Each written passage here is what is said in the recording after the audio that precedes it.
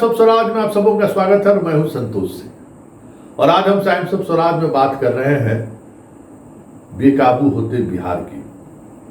जी हां, जिस तरीके से अपराधी बेलगाम हो गए हैं, अपराधियों के ऊपर से खौफ खत्म हो गया है पुलिस का। ऐसे में तो यही कहा जा सकता है कि बिहार भगवान भरोसे, या फिर बिहार में अब डर लगने लगा है, क्योंकि जिस तरीके से 24 घंटे के अंदर अपराधियों ने ताबड़तोड़ घटना को अंजाम दिया है, ऐसे में ये सवाल उठना लाजमी है। कल देर रात मोतिहारी में जो कुछ भी आपको मालूम ही है कि कारोबारी के मुंशी को किस तरीके से निशाना बनाया गया और 27 लाख रुपया लेके चल बने। उस घटना का भी उद्भेदन पुलिस करने की कोशिश कर ही रही थी कि मुजफ्फरपुर में होटल कारोबारी के होटल पर तरातर ये अभी सुलझाने की कोशिश ही हो रही थी कि वैशाली में सिपाही पर बैंक लूटने आए अपराधियों ने हमला बोल दिया, सिपाही हमारे शहीद हो गए। इस शहादत की खबर अभी मुख्यालय पहुंचती, उससे ठीक थोड़ी देर बाद मुजफ्फरपुर में एक बैंक रिकवरी को गोली मारकर 1 लाख रुपया छीन लिया। मतलब लगातार बिहार में आज 2 दर्जन से अधिक बड़ी आपराधिक घटनाएं घटी। ये अलग बात है कि हाजीपुर में जो हमारे जवान शहीद हुए और उस जवान को पर निशाना साधने वाले जो अपराधी थे, उन दोनों अपराधियों को स्थानीय लोगों ने पकड़ लिया था और पकड़कर पुलिस को सुपुर्द कर दिया। फिर भी मनोबल उसका देखिए कि वो पुलिस की गाड़ी से भाग चला और फिर इनकाउंटर हुआ और जो कुछ भी हुआ वो दोनों ढेर हो गए। लेकिन बड़ा सवाल ये है कि इस तरीके से चुनौती अगर मिलती रही, बात हम करेंगे यूपी की, बात काफी लोग उत्साहित थे कि 3 घंटे के अंदर में जवाब दे दिया। लेकिन सवाल यह है कि वो जवाब का मतलब क्या है, क्या उस जवाब का इम्पैक्ट पुलिस के मनोबल पर पड़ेगा क्या? क्योंकि पुलिस पूरी तरह से जिस आप अंदाज देखे उस फुटेज में देखिए, अगर इस कांस्टेबल को बेचारा शहीद हो गया, अगर पर्याप्त इसको ट्रेनिंग होती तो इस तरीके से वो हथियार रखने के बावजूद भी शहीद नहीं होता।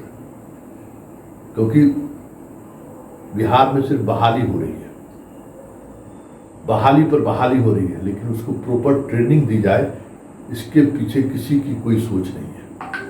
बस फील्ड में भेज दीजिए, फील्ड में भेज दीजिए। मतलब आप हैरान रह जाएंगे कि जो प्रॉपर पीटी गोली चलाने की बाकी जो ट्रेनिंग है, वो ट्रेनिंग भी पूरा नहीं हो रहा है। किसी भी बैच खोल दिया गया है ट्रेनिंग सेंटर, बस वहाँ ट्रेनिंग सेंटर है गिनती गिनने के लिए, खाना में कमीशन खाने के लिए। हर महीना में कमांडेंट कुछ न कुछ नया नया चीज सप्लाई करने के लिए बोलेगा, उसमें लेगा। सिपाही बीच में गायब है, सब कुछ चलता है, क्योंकि सरकार की ही नियत नहीं है कि सिपाही मेरा ट्रेंड हो। सरकार की ही नियत नहीं है कि हमारे सिपाही को इस तरीके से ट्रेनिंग मिले कि अपराधियों से 2-2 हाथ करने में उन्हें एक बल ताकत मिले। आप देख रहे हैं ना वीडियो में कि किस तरीके से अपराधी जब पिस्टल निकाला तो वो भागने लगे, क्योंकि ट्रेनिंग नहीं है। क्योंकि इंसास राइफल उसके पास है और हमको कैसे अपराधियों को कैच करना है, कैसे पकड़ना है, कैसे अपराधियों को, क्योंकि भाई अपराधी तो हमेशा पिस्टल कॉक करके रखता है, वो किसी भी समय उसको फायर करने के लिए किसी की अनुमति की जरूरत थोड़ी है। लेकिन ऐसे में आप कैसे उसकी घेराबंदी करते हैं, कैसे आप उसको चारों तरफ से घेरते हैं, उसको कैसे होल्ड करते हैं, ये सारा तरीका है। देख फुटेज में आप देख रहे हैं ना कि किस तरीके से बचने की कोशिश कर रहा है हमारा जवान। वजह ट्रेनिंग नहीं है। बिहार के अधिकांश सिपाही, दरोगा और डीएसपी का यही स्थिति है, किसी ने प्रॉपर ट्रेनिंग नहीं लिया है। ये तो शुक्र मनाइए कि अपराध का ट्रेंड बदल गया है।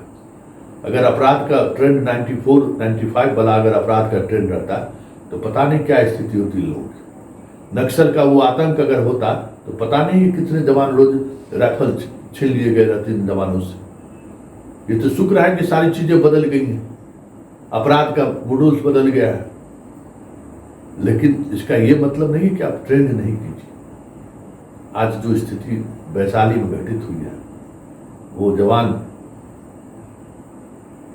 साहसी था, हिम्मती था, लेकिन रण कौशल में कैसे लड़ा जाता है इसका न ट्रेनिंग था न अनुभव था, इसलिए वो जवान शहीद हो गया। तो सवाल ये नहीं है कि अब समस्तीपुर में ही देखिए ना, जिस थाना अध्यक्ष को मारा कैसे मार दिया। अब बताइए, आप गाड़ी में बैठ गए और गाड़ी वाले को लेकर कह रहे चलने के लिए और रास्ते में आपको मार के फेंक दिया और पीछे आपकी जीप आ रही है।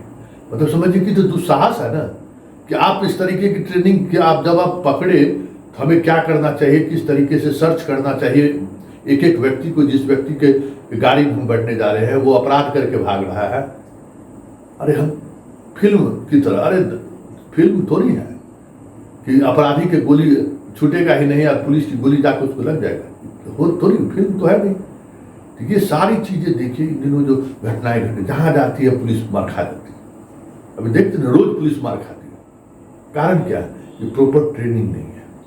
दिन भर मोबाइल पर रहेगा, किसी संवेदनशील जगहों पर भी जाएगा तो उसका ध्यान मोबाइल पर रहता है कि मोबाइल पर सब कुछ देखते रहता है, उसका ध्यान केंद्रित नहीं रहता है कि हम जा रहे हैं, अगर किसी रेड में जा रहे हैं तो रेड में हमें क्या क्या प्रिकॉशन रखना चाहिए, किस तरीके की मानसिक मनोस्थिति को लेकर हमें रेड में जाना है, कैसे क्षेत्र में रेड में जा रहे हैं, वहाँ का क्या ज्योग्राफी है, वहाँ किस तरीके की मानसिकता के लोग रहते हैं। ये सारे चीज़ों का जब तक आप मूल्यांकन नहीं करेंगे, ऑपरेशन आपका सक्सेस नहीं हो सकता है। जा रहे हैं शराब भट्टी को तोड़ने के लिए, तो वहाँ महिला आगे आ सकते हैं, तो कितना महिला फोर्स लेके हम जाए, किस तरीके की तैयारी करके हम जाए। हो क्या रहा है, जहाँ जा रहा है पिटाई खा जा रहा है, जहाँ जा रहा है सर फुड़वा के आ जाएगा। लेकिन सर पिटाई और मार खाने से मतलब नहीं है, इसका इम्पैक्ट पुलिसिंग पर पड़ता है, इसका इम्पैक्ट सोसाइटी पर पड़ता है। क्योंकि पुलिस पर एक बार हाथ चलाने वाला अपराधी, उसका मनोबल काफ़ी बढ़ जाता है, और वो जब मनोबल बढ़ता है तो वो बड़ा अपराध करता है। इसलिए इस तरह की जो भी चीज़ें खड़ी हो रही है सामने, हमें लगता है कि एक बार फिर से सरकार को, पुलिस महकमे को सोचना चाहिए कि जो ट्रेनिंग का जो पार्ट है, वो पार्ट कैसे बेहतर हो। बाहर भेजकर भी अगर ट्रेनिंग कराया जाए तो ट्रेनिंग दी जानी चाहिए, क्योंकि ट्रेनिंग अगर ठीक से नहीं हुआ तो फिर बहुत मुश्किल है।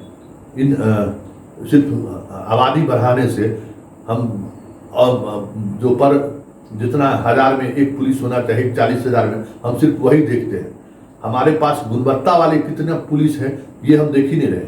हाल मास्टर वाला हो गया है, देख रहे हैं ना मास्टर का हाल, बहाली हो रहा है, गुणवत्ता है ही नहीं। तो वही हाल सिपाही, दरोगा, डीएसपी की बहाली हो गया, बहाल करो बहाल करो बहाल करो, कोई गुणवत्ता की चीज़ है ही नहीं। तो ऐसे में जिस तरह की घटनाएं घटी गई,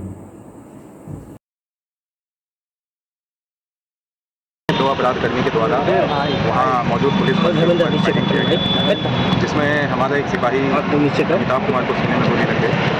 उनको इलाज के लिए अस्पताल लाया गया, परंतु उनकी बताया